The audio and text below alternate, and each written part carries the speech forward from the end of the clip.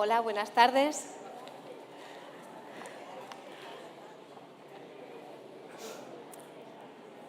Buenas tardes a todos y bienvenidos a esta charla con Beatriz Serrano. Gracias, Beatriz, por estar aquí esta tarde con nosotros. Bueno, gracias a vosotros por acogerme. En la Feria del Libro de Badajoz, que hace su edición número 44, como veis, con una muy grande afluencia de público.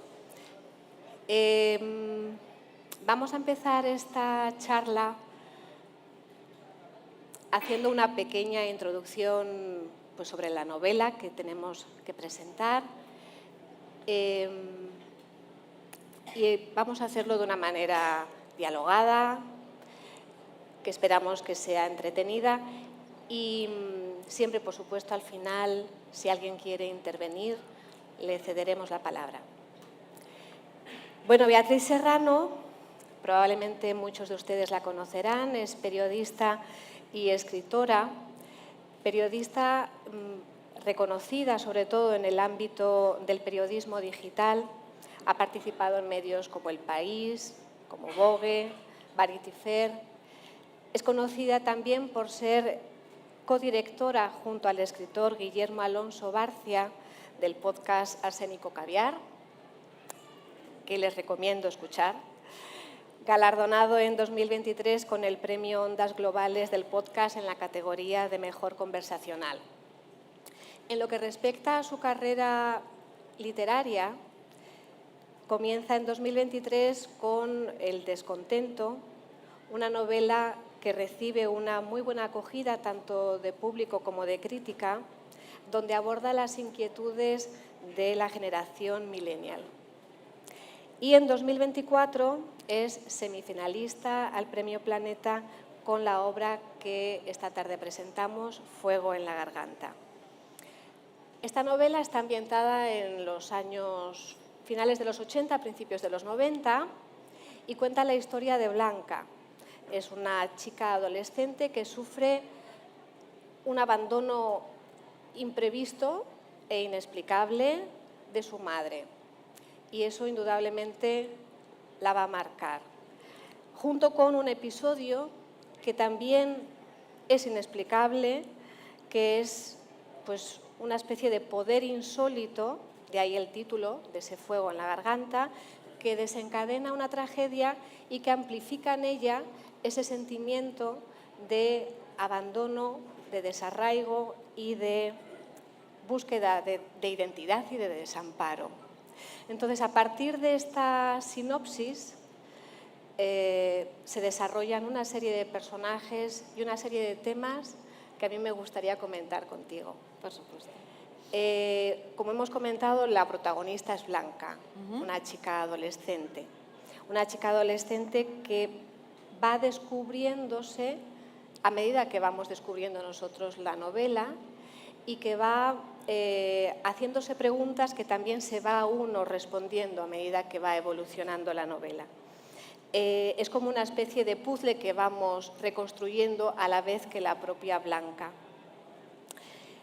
Como hemos mencionado, en esta obra hay un desencadenante fundamental que es el abandono de la madre, que va a ser un personaje también trascendente, casi por ausencia, a la que Beatriz le da la voz en el medio del libro a partir de su diario.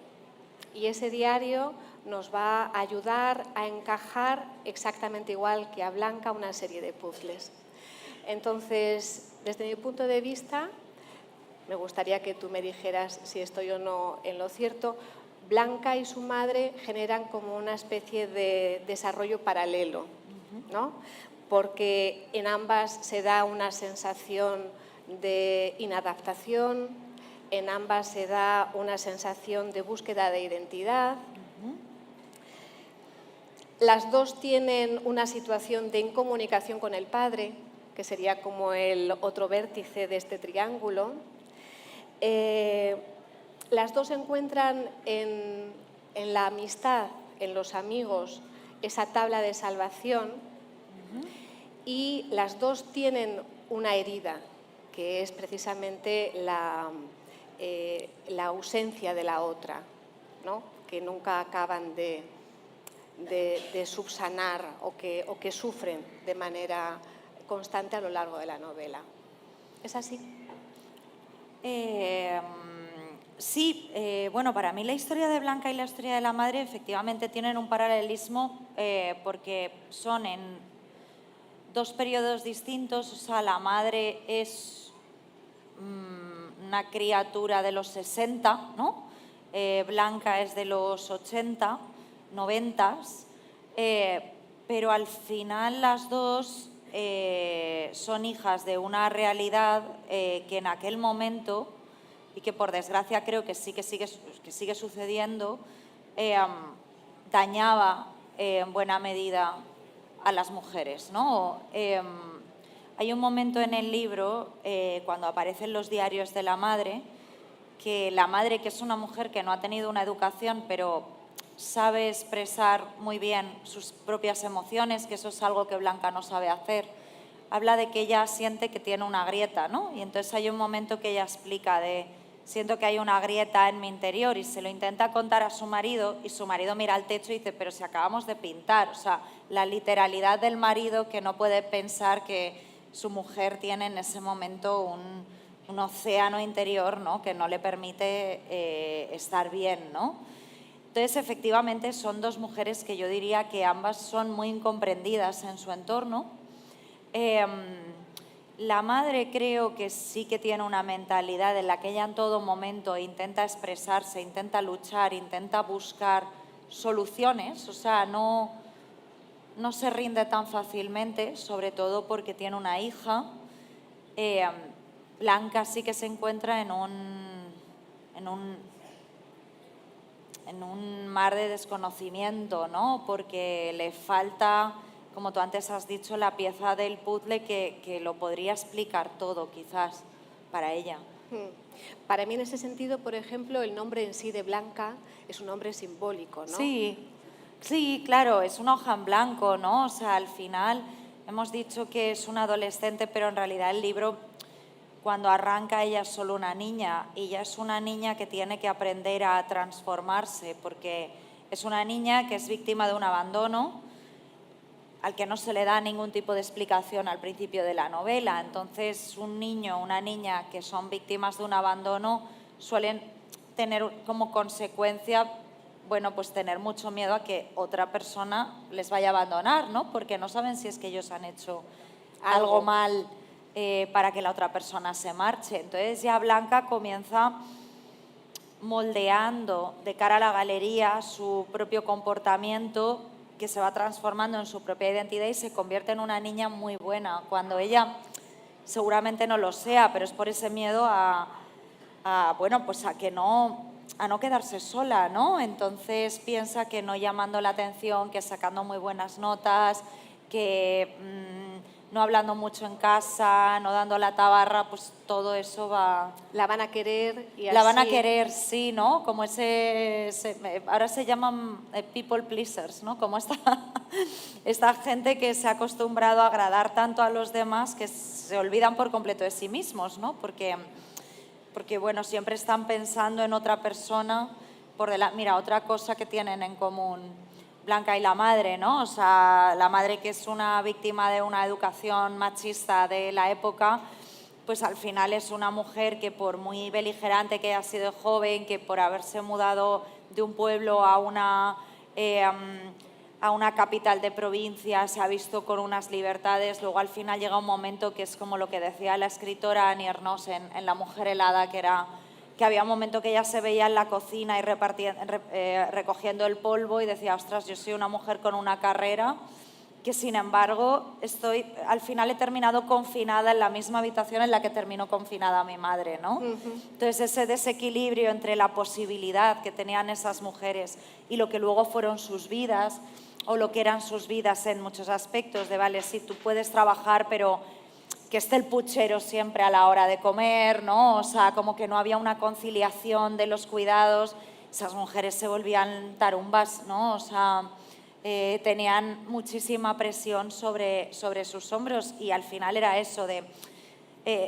yo siempre digo que la manera en la que cogía, como que trabajé el personaje de la madre de Blanca, era pensando que estas mujeres se habían acostumbrado a ser personajes secundarios en sus propias vidas, ¿no? O sea, en términos Sí. narrativos, porque siempre iba por delante todo lo demás, ¿no? Iba el marido, que sí, su carrera era siempre la más importante, sus hijos, por supuesto, la casa, que no estuviese... o sea, ya puedes tener una depresión de no poder levantarte de la cama, pero tienes que tenerlo todo listo cuando regresen todos, ¿no?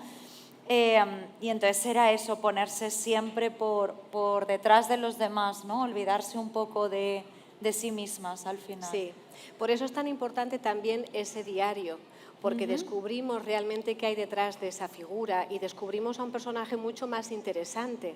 Sí. Descubrimos a una persona que tiene unas inquietudes, incluso intelectuales, ¿no? Ha sido librera, le gusta leer, descubrimos qué tipo de lecturas son en las que ella se siente reflejada. Vemos que le gusta Alejandra Pizarnik, que le gusta Silvia Plath, que le gustan Virginia Woolf, es decir, una serie de mujeres en las que ella también se siente de alguna manera reflejadas. Claro. ¿Tú crees que la literatura, la escritura, es también una manera como catártica de echar fuera o de encontrar almas gemelas? Yo creo que es una manera de entender. Mira, justo ahora me estoy leyendo unos ensayos de Vivian Gornick que tratan sobre las relecturas, ¿no? Sobre releer. A mí justo estas Navidades me sucedió una cosa que es que me llamaron para hablar de la novela Mujercitas en un podcast. Y entonces la novela Mujercitas era una novela que yo había leído con 18 y dije, bueno, pues aprovechando, además Navidad, o sea, ¿sabes? O sea, como era justo después de Navidad, me la puedo leer en Navidades, voy a volver a leer Mujercitas, que siempre mola mucho leerse, ¿no? Como que es una cosa para leerse en Navidad. Entonces, yo me la había leído con 18, me la volví a leer tenía 35, cumplo en febrero, ¿no?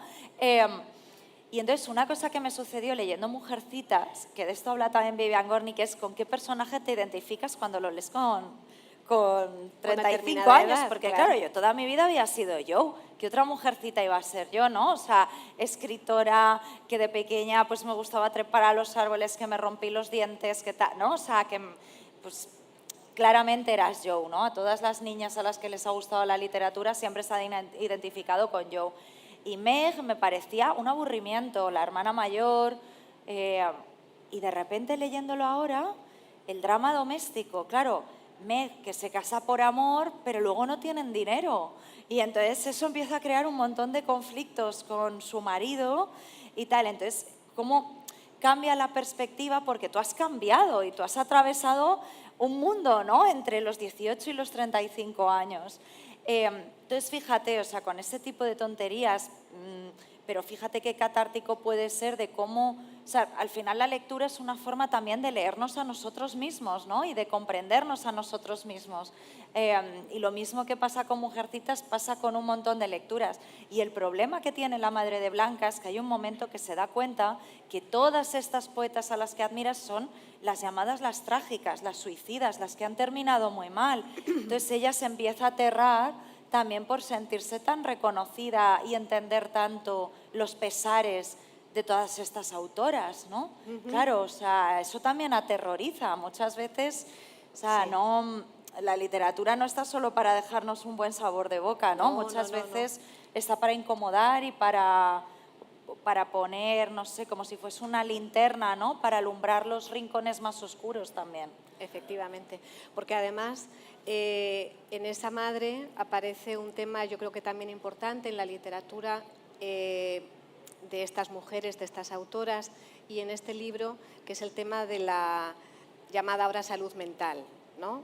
Es decir, esta mujer que se ve obligada a renunciar a esa vida para hacer su papel de madre, de esposa, y eso pasa una factura importante. Claro. Que acaba, bueno, pues como ella misma dice, yendo a la cajita de las locas, ¿no? Y cómo socialmente, sobre todo en aquella época, era algo estigmatizado totalmente, no se habla de nada de eso, de hecho se le oculta también a la niña, forma parte de esos silencios de los que también hablaremos, Claro. ¿no? De los que está rodeada la novela. Y claro, esa literatura refleja ese miedo que ella tiene de, efectivamente, ser considerada una loca, como fue considerada loca Pizarnik Sí, o Silvia Plath, ¿no? Claro, a ver, yo en el libro un poco lo que intento señalar también, a mí siempre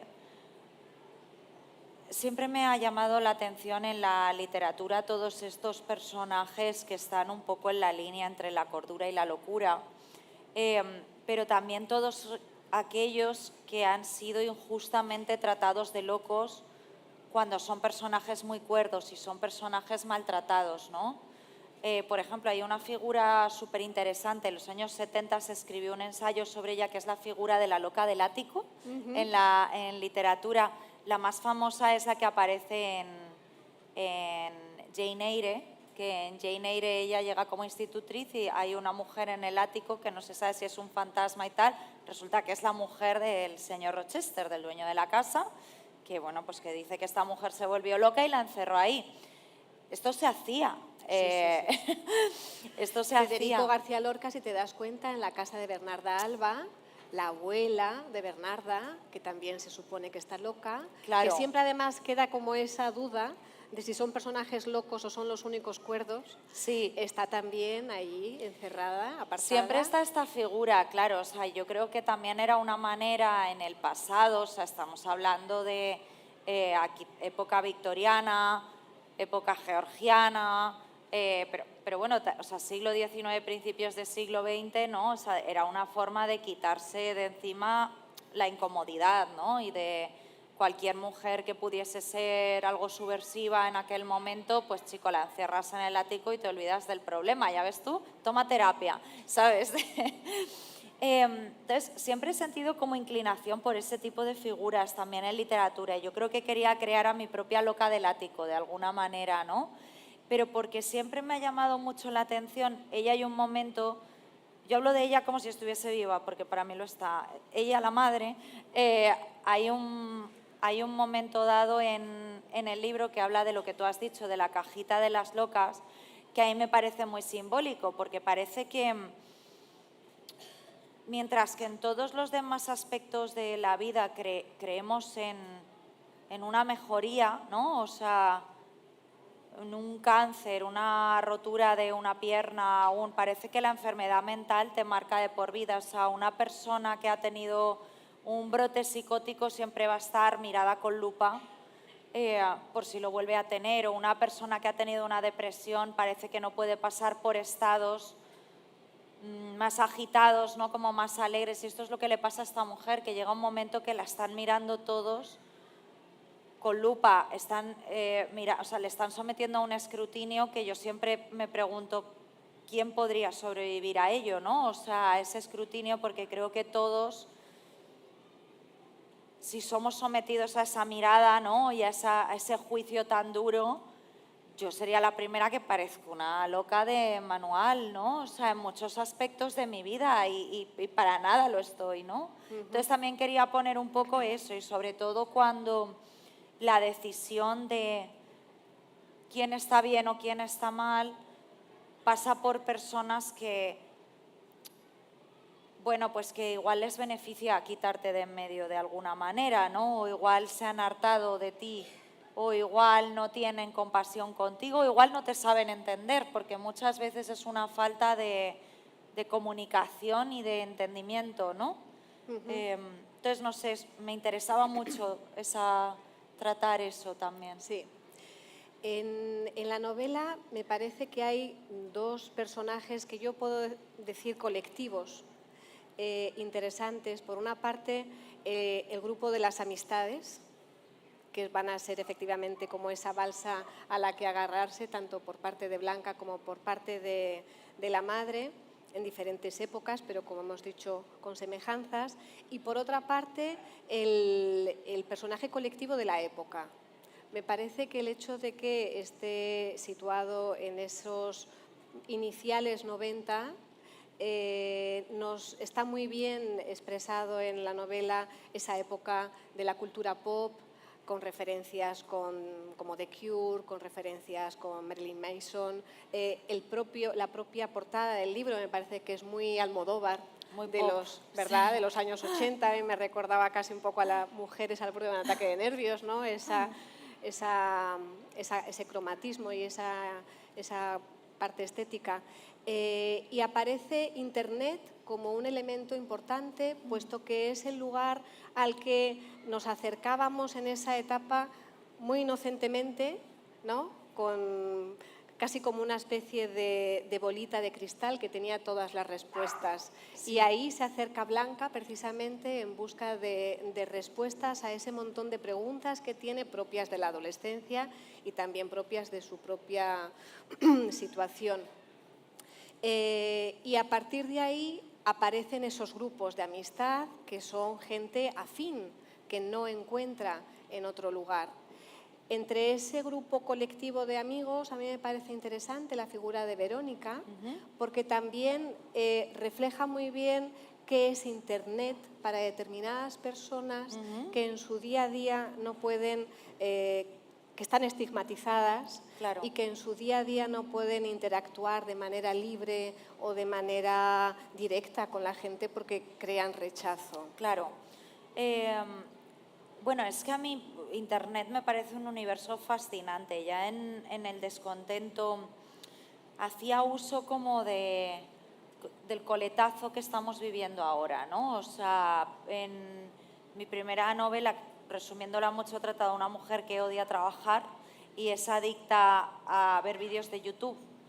Y es adicta a ver vídeos de YouTube porque uno de los temas que quería tratar en ese libro era la soledad de los tiempos en los que vivimos, ¿no? Que pese a vivir en una época en la que estamos hiperconectados, estamos muy aislados y en nuestras propias burbujas y muy desconectados los unos de los otros.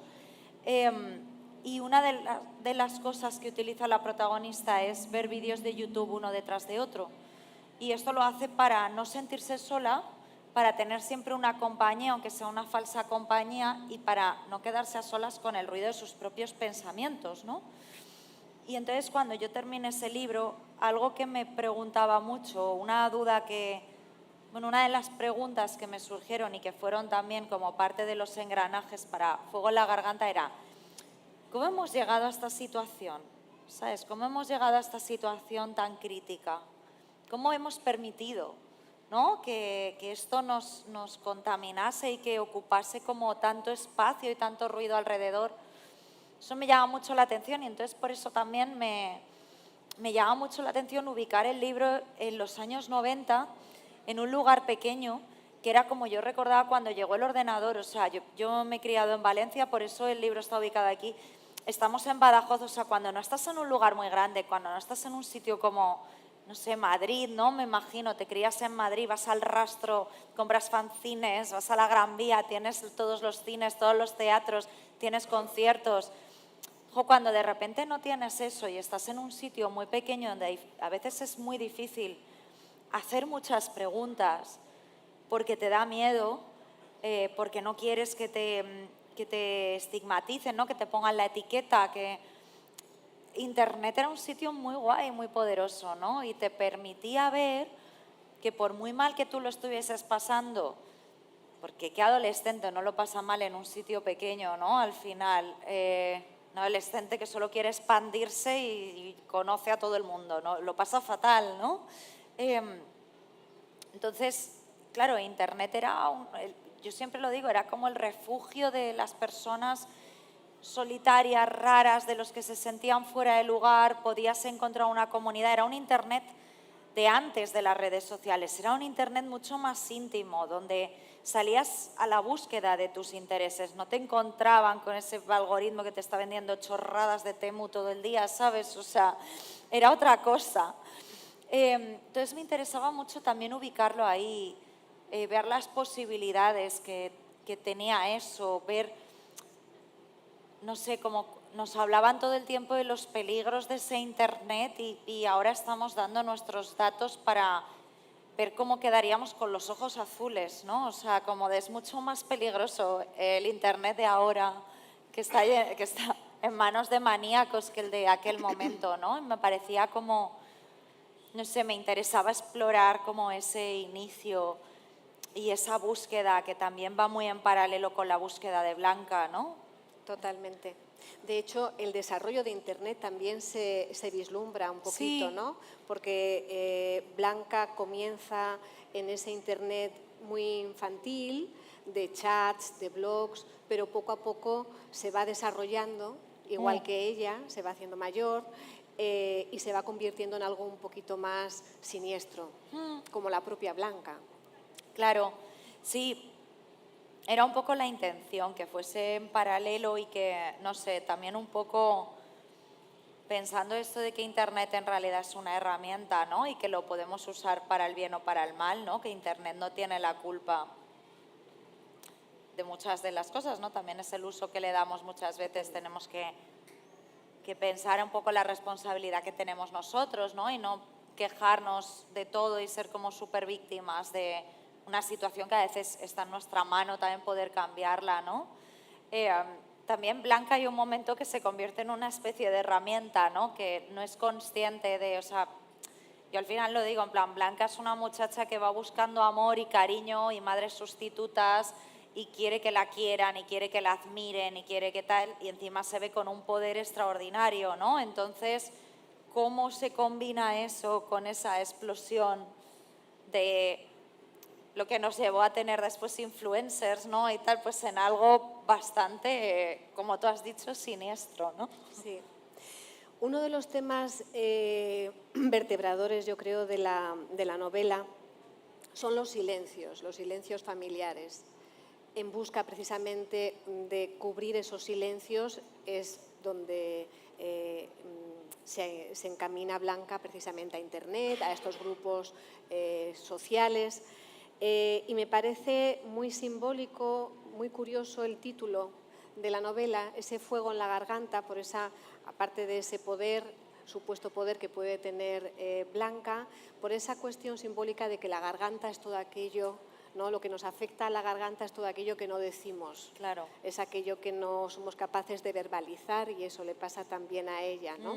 Entonces, eso me parece interesante por una parte y por otra parte, tú has dicho que una de las novelas que más te ha marcado es El Club de la Lucha, ¿no? El Club de la Lucha de Chuck Palahniuk.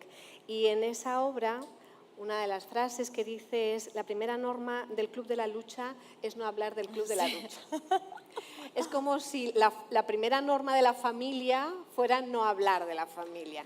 Pues un poco, o sea, a ver, yo este era uno, como tú has dicho, es uno de los temas fundamentales que quería tratar en la novela, que era cómo muchas veces en las familias, o sea, las relaciones más íntimas, hay una falta de comunicación, una ausencia de comunicación brutal que muchas veces sucede porque no somos capaces de, o sea, porque no somos capaces de expresar lo que nos sucede, pero también nos da mucho miedo expresarlo y pensar en las consecuencias que eso puede tener. Bajándolo a tierra, yo tengo amigos cuyas familias se están perdiendo el 90% de su existencia porque sus familias no aceptan que esa persona sea gay o que sea lesbiana. Entonces, llega un momento que le ocultan toda esta parte de su vida, que tienen hermanos que van a comer todos los domingos, llevan a su pareja y tal, y estas personas nunca lo llevan, porque es como, no vamos a hablar de esto que todos sabemos. O sea, al final, ¿sabes la cantidad de cosas que te estás perdiendo de tu propio hijo, de tu propia hija, por no hablar, por no aceptar? Igual a veces es no le quiero decir esto a mi madre que le voy a dar un disgusto. No sé, ¿sabes? Como...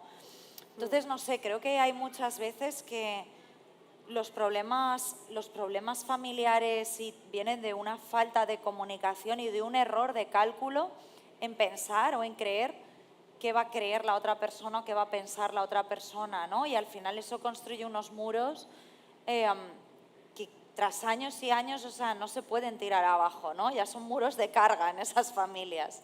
Efectivamente, y por eso ocupa luego ese lugar la amistad, los amigos, que como dice Blanca es la familia elegida. Claro, sí, efectivamente, porque, a ver, no todo el mundo tiene la suerte de tener una familia con la que pueda contar, ¿no? O sea, de hecho, hay mucha gente que no la tiene. Y eso es muy triste y afecta muchísimo a mucha gente, pero también creo que vivimos bombardeados por mensajes de cómo se supone que debe ser una familia. En todas las familias hay unas movidas, ¿no? En todas las familias cuecen habas, como se suele. O sea, que luego ninguna familia es idílica, ninguna familia es ideal, ninguna familia es perfecta, pero las personas que tienen carencias o ausencias más evidentes sufren mucho más. Entonces yo también en el libro pretendía decir que hay un momento cuando te empiezas a hacer adulto que tú puedes buscar, puedes llenar esas ausencias con otras personas que te pueden entender y te pueden comprender y te pueden aceptar de la manera en la que eres, ¿no? Esto me ha quedado muy moñas, pero de verdad lo creo.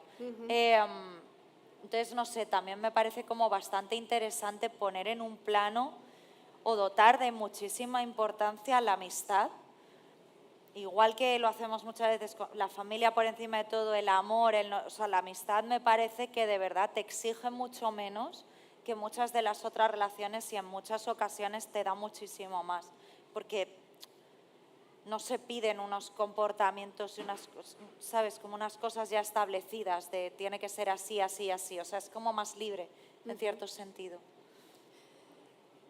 Muy bien, gracias, Beatriz. Es el momento de que ustedes, si tienen alguna pregunta, alguna inquietud, puedan participar.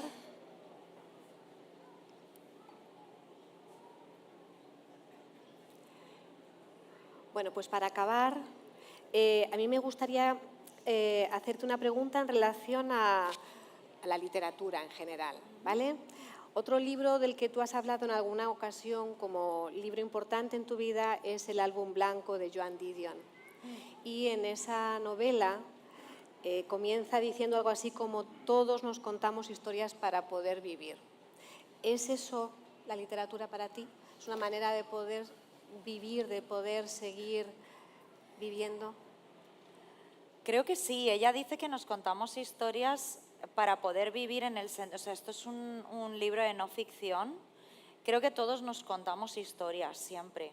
O sea, la literatura es un reflejo de lo que hacemos y todos necesitamos explicarnos y entendernos. Y creo que todos necesitamos al final tener incluso nuestro propio arco narrativo, ¿no? Por eso tenemos como esas expresiones que como que siempre necesitamos sacar una lección de una tragedia muy grande porque al final lo vemos todo como parte de una obra, ¿no? O sea, necesitamos siempre, no sé, que no caiga el telón, ¿no? O sea, eso, tener un tercer acto, tener algo que nos salve de alguna forma. Creo que sí, creo que es lo que hacemos como seres humanos y por eso creo que los libros nos ayudan a comprendernos mejor, también, no sé, como a sentirnos menos solos, ¿no? Siempre que tengas como un libro a mano es como que la soledad se desvanece un poco, ¿no? Te sientes menos solo.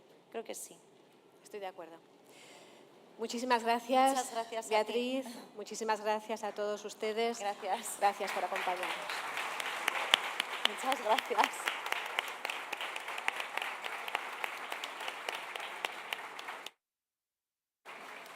Tenemos que ir a firmar.